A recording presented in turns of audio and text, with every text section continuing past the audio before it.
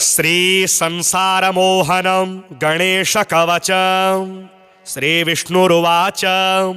संसारमोहनस्यास्य कवचस्य प्रजापतिः ऋषिश्छन्दश्च बृहति देवो लम्बोदरः स्वयं धर्मार्थकाममोक्षेषु विनियोगः प्रकीर्तितः सर्वेषां कवचानां च सारभूतमिदं मुने। ॐ गं हुं श्रीं गणेशाय स्वाहा मे पातु मस्तकं 32 मन्त्रो ललाटं मे सदावतु। ॐ ह्रीं क्लीं श्रीं गमिति च सन्ततं पातु लोचनं तालुकं पातु विघ्नेशः सन्ततं धरणीतले। ॐ ह्रीं श्रीं क्लीमिति सन्ततं पातु नासिकाम्। ॐ गौं गं शूर्पकर्णाय स्वाहा पात्वधरं मम दन्तानि तालुकां जिह्वां पातु मे षोडशाक्षरः। ॐ लं श्रीं लम्बोदरायेति स्वाहा गण्डं सदावतु। ॐ क्लीं ह्रीं विघ्ननाशाय स्वाहा कर्णं सदावतु।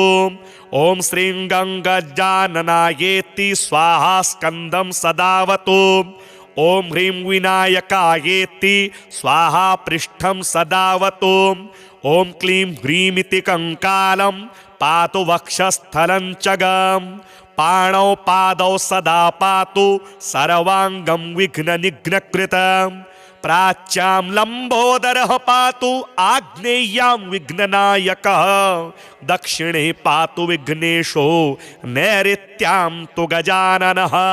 पश्चिमे पार्वतीपुत्रो वायव्यां शङ्करात्मजः कृष्णस्याशश्चोत्तरे तु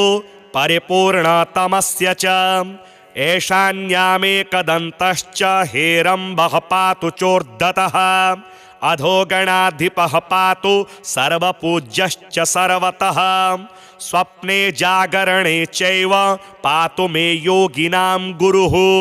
इति ते कथितं वत्स सर्वमन्त्रोघविग्रहं संसारमोहनं नाम कवचं परमाद्भुतं श्रीकृष्णेन पुरा दत्तं गोलोके रासमण्डले वृन्दावने विनीताय मह्यं दिनकरात्मज मया दत्तं च तुभ्यं च यस्मै कस्मै न दास्यसि परं वरं सर्वपूज्यं सर्वसङ्कटतारणं गुरुमभ्यर्च विधिवत् कवचं धारयेत्तु यः कण्ठे वा दक्षिणे बाहौ सोऽपि विष्णुर्न संशयः अश्वमेधसहस्राणि वाजपेयशतानि च ग्रहेन्द्रकवचस्यास्य कलां नार्हन्ति षोडशीम् इदं कवचमज्ञ आत्वा यो भजेच्छङ्करात्मजं शतलक्षप्रजप्तोऽपि न मन्त्रः सिद्धिदायकः संसारमोहनस्यास्य कवचस्य प्रजापतिः ऋषिश्छन्दश्च बृहति देवो लम्बोदरः स्वयं धर्मार्थकाममोक्षेषु विनियोगः प्रकीर्तितः सर्वेषां कवचानां च सारभूतमिदं मुने। ॐ गं हुं श्रीं गणेशाय स्वाहा मे पातु मस्तकं 32 मन्त्रो ललाटं मे सदावतु। ॐ ह्रीं क्लीं श्रीं गमिति च सन्ततं पातु लोचनं तालुकं पातु विघ्नेशः सन्ततं धरणीतले। ॐ ह्रीं श्रीं क्लीमिति सन्ततं पातु नासिकाम्। ॐ गौं गं शूर्पकर्णाय स्वाहा पात्वधरं मम दन्तानि तालुकां जिह्वां पातु मे षोडशाक्षरः। ॐ लं श्रीं लम्बोदरायेति स्वाहा गण्डं सदावतु। ॐ क्लीं ह्रीं विघ्ननाशाय स्वाहा कर्णं सदावतु। ॐ श्रीं गङ्गजाननायेति स्वाहा स्कन्दं सदावतु। ॐ ह्रीं विनायकायेति स्वाहा पृष्ठं सदावतु। ॐ क्लीं ह्रीमिति कङ्कालं पातु वक्षस्थलं च गं पाणौ पादौ सदा पातु सर्वांगं विघ्ननिघ्नकृतं प्राच्यां लम्बोदरः पातु आग्नेयां विघ्ननायकः दक्षिणे पातु विघ्नेशो नैऋत्यां तु गजाननः पश्चिमे पार्वतीपुत्रो वायव्यां शङ्करात्मजः कृष्णस्याशश्चोत्तरे तु परिपूर्णतमस्य च ईशान्यामेकदन्तश्च हेरम्बः पातु चोर्धतः अधोगणाधिपः पातु सर्वपूज्यश्च सर्वतः स्वप्ने जागरणे चैव पातु मे योगिनां गुरुः इति ते कथितं वत्स सर्वमन्त्रोघविग्रहं संसारमोहनं नाम कवचं परमाद्भुतं श्रीकृष्णेन पुरा दत्तं गोलोके रासमण्डले वृन्दावने विनीताय मह्यं दिनकरात्मज मया दत्तं च तुभ्यं च यस्मै कस्मै न दास्यसि परं वरं सर्वपूज्यं सर्वसङ्कटतारणं गुरुमभ्यर्च विधिवत् कवचं धारयेत्तु यः कण्ठे वा दक्षिणे बाहौ सोऽपि विष्णुर्न संशयः अश्वमेधसहस्राणि वाजपेयशतानि च ग्रहेन्द्रकवचस्यास्य कलां नार्हन्ति षोडशीम् इदं कवचमज्ञ आत्वा यो भजेच्छङ्करात्मजं शतलक्षप्रजप्तोऽपि न मन्त्रः सिद्धिदायकः संसारमोहनस्यास्य कवचस्य प्रजापतिः ऋषिश्छन्दश्च बृहति देवो लम्बोदरः स्वयं धर्मार्थकाममोक्षेषु विनियोगः प्रकीर्तितः सर्वेषां कवचानां च सारभूतमिदं मुने ॐ गं हुं श्रीं गणेशाय स्वाहा मे पातु मस्तकं 32 मन्त्रो ललाटं मे सदावतु ॐ ह्रीं क्लीं श्रीं गमिति च सन्ततं पातु लोचनं तालुकं पातु विघ्नेशः सन्ततं धरणीतले ॐ ह्रीं श्रीं क्लीमिति सन्ततं पातु नासिकाम् ॐ गौं गं शूर्पकर्णाय स्वाहा पात्वधरं मम दन्तानि तालुकां जिह्वां पातु मे षोडशाक्षरः ॐ लं श्रीं लम्बोदरायेति स्वाहा गण्डं सदावतु ॐ क्लीं ह्रीं विघ्ननाशाय स्वाहा कर्णं सदावतु ॐ श्रीं गङ्गजाननायेति स्वाहा स्कन्दं सदावतु ॐ ह्रीं विनायकायेति स्वाहा पृष्ठं सदावतु ॐ क्लीं ह्रीमिति कङ्कालं पातु वक्षस्थलं च गम् पाणौ पादौ सदा पातु सर्वाङ्गं विघ्ननिघ्नकृतं प्राच्यां लम्बोदरः पातु आग्नेयां विघ्ननायकः दक्षिणे पातु विघ्नेशो नैऋत्यां तु गजाननः पश्चिमे पार्वतीपुत्रो वायव्यां शङ्करात्मजः कृष्णस्याशश्चोत्तरे तु परिपूर्णतमस्य च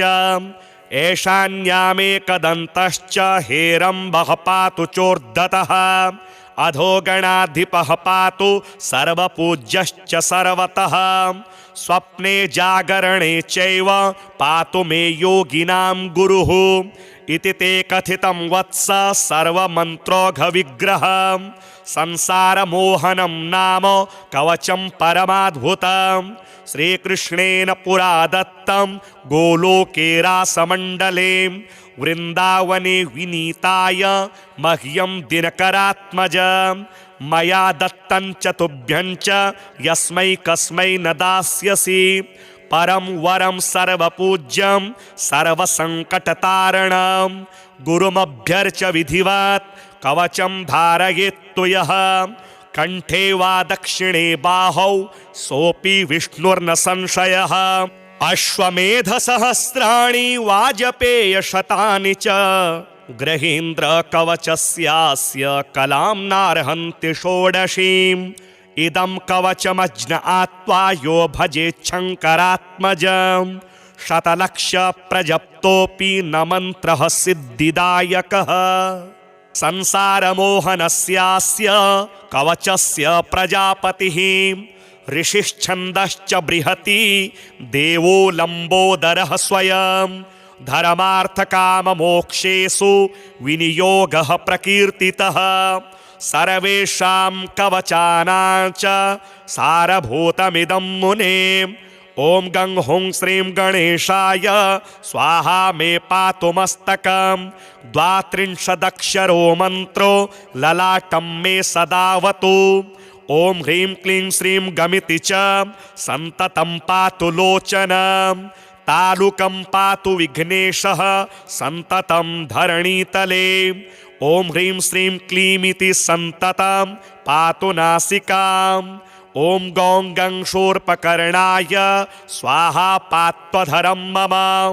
दन्तानि तालुकां जिह्वां पातु मे षोडशाक्षरः ॐ लं श्रीं लम्बोदरायेति स्वाहा गण्डं सदावतु ॐ क्लीं ह्रीं विघ्ननाशाय स्वाहा कर्णं सदावतु ॐ श्रीं गङ्गजाननायेति स्वाहा स्कन्दं सदावतु ॐ ह्रीं विनायकायेति स्वाहा पृष्ठं सदावतु ॐ क्लीं ह्रीमिति कङ्कालं पातु वक्षस्थलं च गं पाणौ पादौ सदा पातु सर्वाङ्गं विघ्ननिघ्नकृतं प्राच्यां लम्बोदरः पातु आग्नेय्यां विघ्ननायकः दक्षिणे पातु विघ्नेशो नैऋत्यां तु गजाननः पश्चिमे पार्वतीपुत्रो वायव्यां शङ्करात्मजः कृष्णस्याशश्चोत्तरे तु परिपूर्णतमस्य च ईशान्यामेकदन्तश्च हेरम्बः पातु चोर्धतः अधोगणाधिपः पातु सर्वपूज्यश्च सर्वतः स्वप्ने जागरणे चैव पातु मे योगिनां गुरुः इति ते कथितं वत्स सर्वमन्त्रोघविग्रहं संसारमोहनं नाम कवचं परमाद्भुतं श्रीकृष्णेन पुरा दत्तं गोलोके रासमण्डले वृन्दावने विनीताय मह्यं दिनकरात्मज मया दत्तं च तुभ्यं च यस्मै कस्मै न दास्यसि परं वरं सर्वपूज्यं सर्वसङ्कटतारणं गुरुमभ्यर्च विधिवत् कवचं धारयेत्तु यः कण्ठे वा दक्षिणे बाहौ सोऽपि विष्णुर्न संशयः अश्वमेधसहस्राणि वाजपेयशतानि च ग्रहेन्द्रकवचस्यास्य कलां नार्हन्ति षोडशीम् इदं कवचमज्ञ आत्वा यो भजेच्छङ्करात्मजं शतलक्ष प्रजप्तोऽपि न मन्त्रः सिद्धिदायकः संसारमोहनस्यास्य कवचस्य प्रजापतिः ऋषिश्छन्दश्च बृहति देवो लम्बोदरः स्वयं धर्मार्थकाममोक्षेषु विनियोगः प्रकीर्तितः सर्वेषां कवचानां च सारभूतमिदं मुने ॐ गं हुं श्रीं गणेशाय स्वाहा मे पातु मस्तकं 32 मन्त्रो ललाटं मे सदावतु ॐ ह्रीं क्लीं श्रीं गमिति च सन्ततं पातु लोचनं तालुकं पातु विघ्नेशः सन्ततं धरणीतले ॐ ह्रीं श्रीं क्लीमिति सन्ततं पातु नासिकाम् ॐ गौं गं शूर्पकर्णाय स्वाहा पात्वधरं मम दन्तानि तालुकां जिह्वां पातु मे षोडशाक्षरः ॐ लं श्रीं लम्बोदरायेति स्वाहा गण्डं सदावतु ॐ क्लीं ह्रीं विघ्ननाशाय स्वाहा कर्णं सदावतु ॐ श्रीं गङ्गजाननायेति स्वाहा स्कन्दं सदावतु ॐ ह्रीं विनायकायेति स्वाहा पृष्ठं सदावतु ॐ क्लीं ह्रीमिति कङ्कालं पातु वक्षस्थलं च गं पाणौ पादौ सदा पातु सर्वाङ्गं विघ्ननिघ्नकृतं प्राच्यां लम्बोदरः पातु आग्नेयां विघ्ननायकः दक्षिणे पातु विघ्नेशो नैऋत्यां तु गजाननः पश्चिमे पार्वतीपुत्रो वायव्यां शङ्करात्मजः कृष्णस्याशश्चोत्तरे तु परिपूर्णतमस्य च ईशान्यामेकदन्तश्च हेरम्बः पातु चोर्धतः अधोगणाधिपः पातु सर्वपूज्यश्च सर्वतः स्वप्ने जागरणे चैव पातु मे योगिनां गुरुः इति ते कथितं वत्स सर्वमन्त्रोघविग्रह संसारमोहनं नाम कवचं परमाद्भुतं श्रीकृष्णेन पुरा दत्तं गोलोके रासमण्डले वृन्दावने विनीताय मह्यं दिनकरात्मज मया दत्तं च तुभ्यं च यस्मै कस्मै न दास्यसि परं वरं सर्वपूज्यं सर्वसङ्कटतारणं गुरुमभ्यर्च विधिवत् कवचं धारयेत्तु यः कण्ठे वा दक्षिणे बाहौ सोऽपि विष्णुर्न संशयः अश्वमेधसहस्राणि वाजपेयशतानि च ग्रहेन्द्रकवचस्यास्य कलां नार्हन्ति षोडशीम् इदं कवचमज्ञ आत्वा यो भजेच्छङ्करात्मजं शतलक्षप्रजप्तोऽपि न मन्त्रः सिद्धिदायकः संसारमोहनस्यास्य कवचस्य प्रजापतिः ऋषिश्छन्दश्च बृहति देवो लम्बोदरः स्वयं धर्मार्थकाममोक्षेषु विनियोगः प्रकीर्तितः सर्वेषां कवचानां च सारभूतमिदं मुने ॐ गं हुं श्रीं गणेशाय स्वाहा मे पातु मस्तकं 32 मन्त्रो ललाटं मे सदावतु ॐ ह्रीं क्लीं श्रीं गमिति च सन्ततं पातु लोचनं तालुकं पातु विघ्नेशः सन्ततं धरणीतले ॐ ह्रीं श्रीं क्लीमिति सन्ततं पातु नासिकाम् ॐ गौं गं शूर्पकर्णाय स्वाहा पात्वधरं मम दन्तानि तालुकां जिह्वां पातु मे षोडशाक्षरः ॐ लं श्रीं लम्बोदरायेति स्वाहा गण्डं सदावतु ॐ क्लीं ह्रीं विघ्ननाशाय स्वाहा कर्णं सदावतु ॐ श्रीं गङ्गजाननायेति स्वाहा स्कन्दं सदावतु ॐ ह्रीं विनायकायेति स्वाहा पृष्ठं सदावतु ॐ क्लीं ह्रीमिति कङ्कालं पातु वक्षस्थलं च गम् पाणौ पादौ सदा पातु सर्वाङ्गं विघ्ननिघ्नकृतं प्राच्यां लम्बोदरः पातु आग्नेयां विघ्ननायकः दक्षिणे पातु विघ्नेशो नैऋत्यां तु गजाननः पश्चिमे पार्वतीपुत्रो वायव्यां शङ्करात्मजः कृष्णस्याशश्चोत्तरे तु परिपूर्णतमस्य च ईशान्यामेकदन्तश्च हेरम्बः पातु चोर्धतः अधोगणाधिपः पातु सर्वपूज्यश्च सर्वतः स्वप्ने जागरणे चैव पातु मे योगिनां गुरुः इति ते कथितं वत्स सर्वमन्त्रोघविग्रह संसारमोहनं नाम कवचं परमाद्भुतं श्रीकृष्णेन पुरा दत्तं गोलोके रासमण्डले वृन्दावने विनीताय मह्यं दिनकरात्मज मया दत्तं च तुभ्यं च यस्मै कस्मै न दास्यसि परं वरं सर्वपूज्यं सर्वसङ्कटतारणं गुरुमभ्यर्च विधिवत् कवचं धारयेत्तु यः कण्ठे वा दक्षिणे बाहौ सोऽपि विष्णुर्न संशयः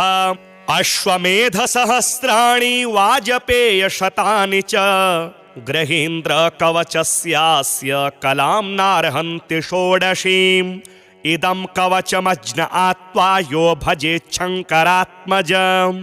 शतलक्षप्रजप्तोऽपि न मन्त्रः सिद्धिदायकः संसारमोहनस्यास्य कवचस्य प्रजापतिः ऋषिश्छन्दश्च बृहति देवो लम्बोदरः स्वयं धर्मार्थकाममोक्षेषु विनियोगः प्रकीर्तितः सर्वेषां कवचानां च सारभूतमिदं मुने। ॐ गं हुं श्रीं गणेशाय स्वाहा मे पातु मस्तकं 32 मन्त्रो ललाटं मे सदावतु। ॐ ह्रीं क्लीं श्रीं गमिति च सन्ततं पातु लोचनं तालुकं पातु विघ्नेशः सन्ततं धरणीतले। ॐ ह्रीं श्रीं क्लीमिति सन्ततं पातु नासिकाम्। ॐ गौं गं शूर्पकर्णाय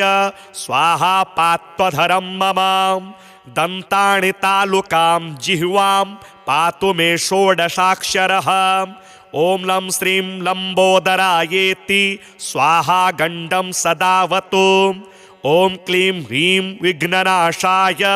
स्वाहा कर्णं सदावतु। ॐ श्रीं गङ्गजाननायेति स्वाहा स्कन्दं सदावतु। ॐ ह्रीं विनायकायेति स्वाहा पृष्ठं सदावतु। ॐ क्लीं ह्रीमिति कङ्कालं पातु वक्षस्थलं च गम् पाणौ पादौ सदा पातु सर्वाङ्गं विघ्ननिघ्नकृतं प्राच्यां लम्बोदरः पातु आग्नेय्यां विघ्ननायकः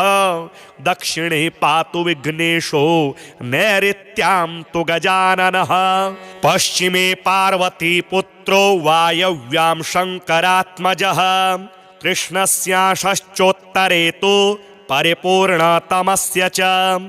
ईशान्यामेकदन्तश्च हेरम्बः पातु चोर्धतः अधोगणाधिपः पातु सर्वपूज्यश्च सर्वतः स्वप्ने जागरणे चैव पातु मे योगिनां गुरुः इति ते कथितं वत्स सर्वमन्त्रोघविग्रहं संसारमोहनं नाम कवचं परमाद्भुतं श्रीकृष्णेन पुरा दत्तं गोलोके रासमण्डले वृन्दावने विनीताय मह्यं दिनकरात्मज मया दत्तं च तुभ्यं च यस्मै कस्मै न दास्यसि परं वरं सर्वपूज्यं सर्वसङ्कटतारणं गुरुमभ्यर्च विधिवत् कवचं धारयेत्तु यः कण्ठे वा दक्षिणे बाहौ सोऽपि विष्णुर्न संशयः अश्वमेधसहस्राणि वाजपेयशतानि च ग्रहेन्द्रकवचस्यास्य कलां नार्हन्ति षोडशीम् इदं कवचमज्ञ आत्वा यो भजेच्छङ्करात्मजं शतलक्षप्रजप्तोऽपि न मन्त्रः सिद्धिदायकः संसारमोहनस्यास्य कवचस्य प्रजापतिः ऋषिश्छन्दश्च बृहति देवो लम्बोदरः स्वयं धर्मार्थकाममोक्षेषु विनियोगः प्रकीर्तितः सर्वेषां कवचानां च सारभूतमिदं मुने। ॐ गं हुं श्रीं गणेशाय स्वाहा मे पातु मस्तकं 32 मन्त्रो ललाटं मे सदावतु। ॐ ह्रीं क्लीं श्रीं गमिति च सन्ततं पातु लोचनं तालुकं पातु विघ्नेशः सन्ततं धरणीतले। ॐ ह्रीं श्रीं क्लीमिति सन्ततं पातु नासिकाम्। ॐ गौं गं शूर्पकर्णाय स्वाहा पात्वधरं मम दन्तानि तालुकां जिह्वां पातु मे षोडशाक्षरः। ॐ लं श्रीं लम्बोदरायेति स्वाहा गण्डं सदावतु। ॐ क्लीं ह्रीं विघ्ननाशाय स्वाहा कर्णं सदावतु। ॐ श्रीं गङ्गजाननायेति स्वाहा स्कन्दं सदावतु। ॐ ह्रीं विनायकायेति स्वाहा पृष्ठं सदावतु। ॐ क्लीं ह्रीमिति कङ्कालं पातु वक्षस्थलं च गम् पाणौ पादौ सदा पातु सर्वाङ्गं विघ्ननिघ्नकृतं प्राच्यां लम्बोदरः पातु आग्नेय्यां विघ्ननायकः दक्षिणे पातु विघ्नेशो नैऋत्यां तु गजाननः पश्चिमे पार्वतीपुत्रो वायव्यां शङ्करात्मजः कृष्णस्याशश्चोत्तरे तु परिपूर्णतमस्य च ईशान्यामेकदन्तश्च हेरम्बः पातु चोर्धतः अधोगणाधिपः पातु सर्वपूज्यश्च सर्वतः स्वप्ने जागरणे चैव पातु मे योगिनां गुरुः इति ते कथितं वत्स सर्वमन्त्रोघविग्रह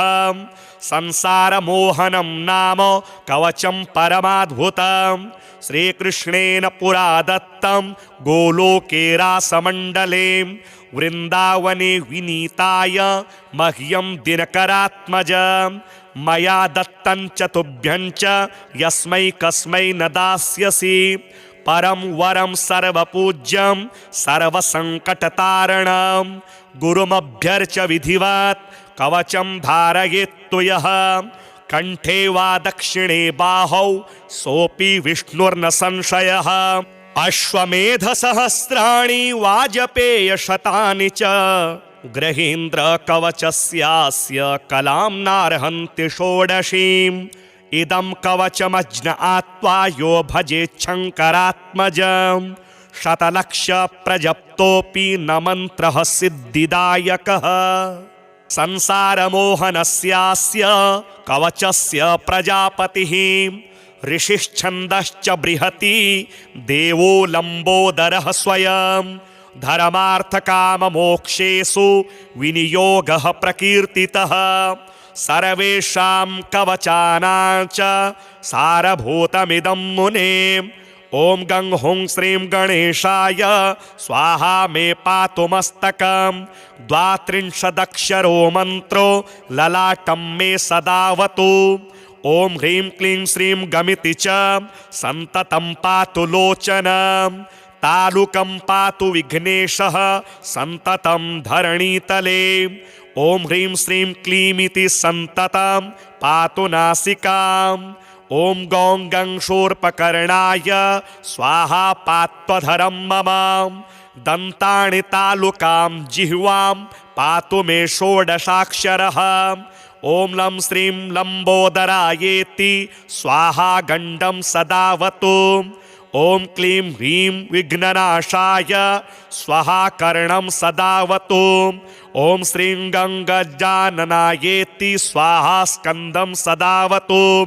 ॐ ह्रीं विनायकायेति स्वाहा पृष्ठं सदावतु ॐ क्लीं ह्रीमिति कंकालं पातु वक्षस्थलं च गं पाणौ पादौ सदा पातु सर्वाङ्गं विघ्ननिघ्नकृतं प्राच्यां लम्बोदरः पातु आग्नेय्यां विघ्ननायकः दक्षिणे पातु विघ्नेशो नैऋत्यां तु गजाननः पश्चिमे पार्वतीपुत्रो वायव्यां शङ्करात्मजः कृष्णस्याशश्चोत्तरे तु परिपूर्णतमस्य च ईशान्यामेकदन्तश्च हेरम्बः पातु चोर्धतः अधोगणाधिपः पातु सर्वपूज्यश्च सर्वतः स्वप्ने जागरणे चैव पातु मे योगिनां गुरुः इति ते कथितं वत्स सर्वमन्त्रोघविग्रह संसारमोहनं नाम कवचं परमाद्भुतं श्रीकृष्णेन पुरा दत्तं गोलोके रासमण्डले वृन्दावने विनीताय मह्यं दिनकरात्मज मया दत्तं च तुभ्यं च यस्मै कस्मै न दास्यसि परं वरं सर्वपूज्यं सर्वसङ्कटतारणं गुरुमभ्यर्च विधिवत् कवचं धारयेत्तु यः कण्ठे वा दक्षिणे बाहौ सोऽपि विष्णुर्न संशयः अश्वमेधसहस्राणि वाजपेयशतानि च ग्रहेन्द्रकवचस्यास्य कलां नार्हन्ति षोडशीम् इदं कवचमज्ञ आत्वा यो भजेच्छङ्करात्मजं शतलक्षप्रजप्तोऽपि न मन्त्रः सिद्धिदायकः संसारमोहनस्यास्य कवचस्य प्रजापतिः ऋषिश्छन्दश्च बृहति देवो लम्बोदरः स्वयं धर्मार्थकाममोक्षेषु विनियोगः प्रकीर्तितः सर्वेषां कवचानां च सारभूतमिदं मुने। ॐ गं हुं श्रीं गणेशाय स्वाहा मे पातु मस्तकं 32 मन्त्रो ललाटं मे सदावतु। ॐ ह्रीं क्लीं श्रीं गमिति च सन्ततं पातु लोचनं तालुकं पातु विघ्नेशः सन्ततं धरणीतले। ॐ ह्रीं श्रीं क्लीमिति सन्ततं पातु नासिकाम्। ॐ गौं गं शूर्पकर्णाय स्वाहा पात्वधरं मम दन्तानि तालुकां जिह्वां पातु मे षोडशाक्षरः।